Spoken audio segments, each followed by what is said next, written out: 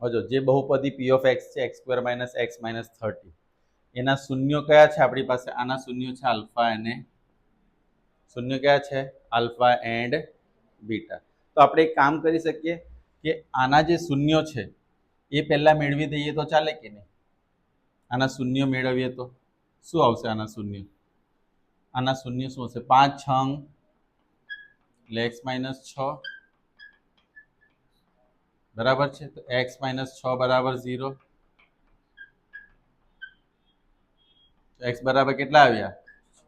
x બરાબર minus alpha ને આ શું આવ્યું? હવે આપણે એવા શૂન્ય મેળવવાના છે કે 2 માઇનસ શું હોય? આલ્ફા. એન્ડ 2 માઇનસ શું હોય? તો 2 માઇનસ આલ્ફા. આલ્ફા કેટલા આવ્યા? એટલે શું આવશે? માઇનસ 2 માઇનસ બીટા એટલે કેટલા આવશે? માઇનસ એટલે કેટલા આવ્યા? શું કર્યું ખબર પડી? આલ્ફા અને બીટા મેળવ્યા. શૂન્ય તમને કયા આપ્યા છે? 2 માઇનસ આલ્ફા, 2 માઇનસ -4. તો આપણે હવે સમીકરણ મેળવ્યા. સમીકરણ કયું છે? x² minus a plus alpha plus beta. Alpha plus beta into x plus alpha. તો x² minus alpha plus beta એટલે કેટલા આવશે? આલ્ફા પ્લસ બીટા મેળવવાના બાકી ને. -4 વત્તા